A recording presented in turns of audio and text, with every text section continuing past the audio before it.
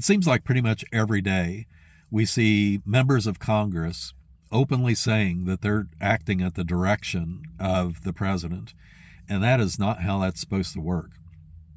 If we've got members of Congress who are taking their direction from the presidency instead of exercising their judgment on behalf of their constituents who put them in the job, then they aren't doing what they're supposed to be doing.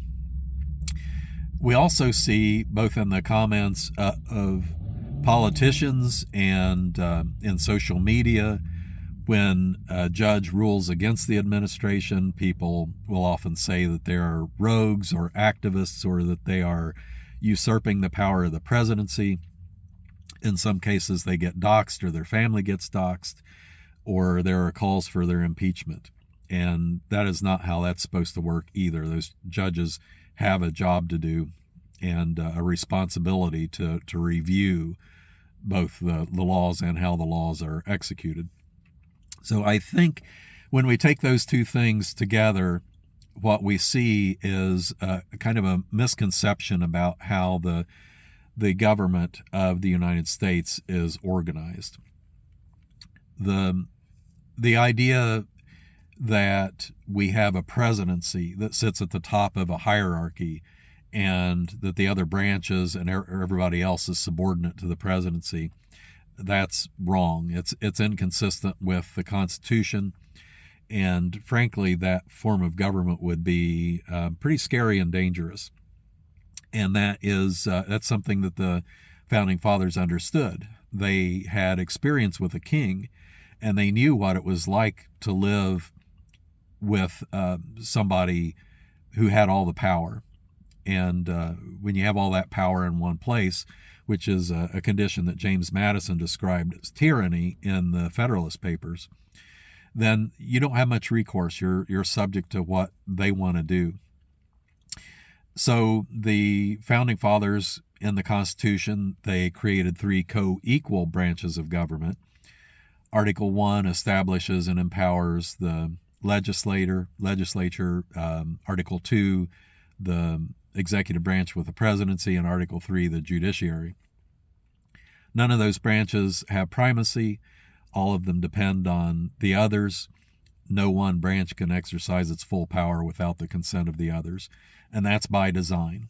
That is to keep any one person or group from running roughshod over the people. It keeps the power with the people.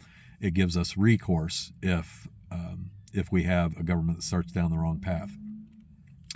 So you might think, well, I'm okay with the president having that kind of power. I trust the president, and I want them to be able to do, to exercise their judgment fully.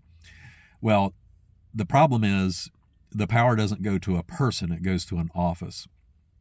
And if you can imagine a past president that you wouldn't have wanted to have that kind of power over you, or if you can imagine some unknown future president having that kind of power over you and you don't know how they're going to use it, then you might want to rethink the position about having that kind of power concentrated in one place. So, the founding fathers did that for our safety, for our protection. But there's also a matter of consistency and predictability.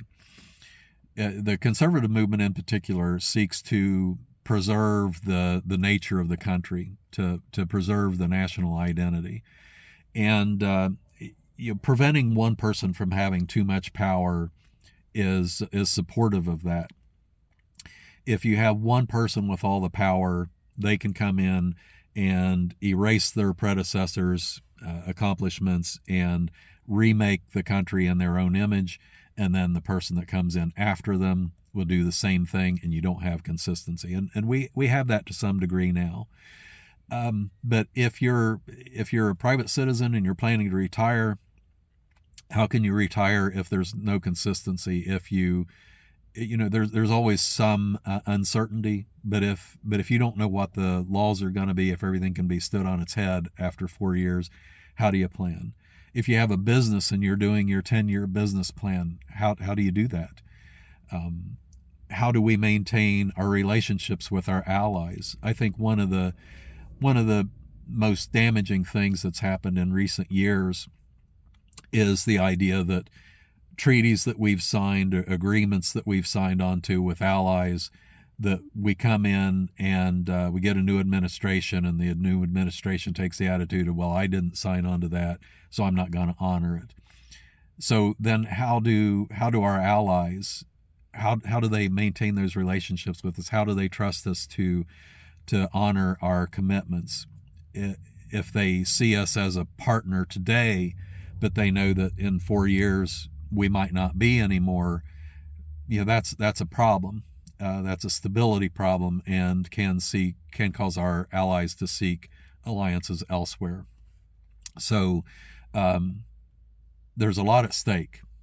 There's a lot at stake with this, and the migration of power from the legislative to the executive isn't new. It was going on long before the current administration, but with the current Congress and the current administration, it seems to be nearly complete. And that leaves only the judiciary to hold checks, and that seems to have been weakened in the judiciary also. So I think this is a very important topic, and one that we need to tackle.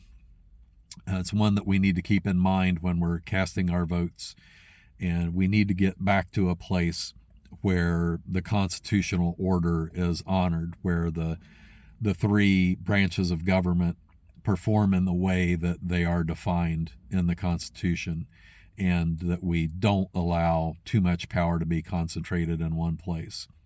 So, food for thought. God bless America.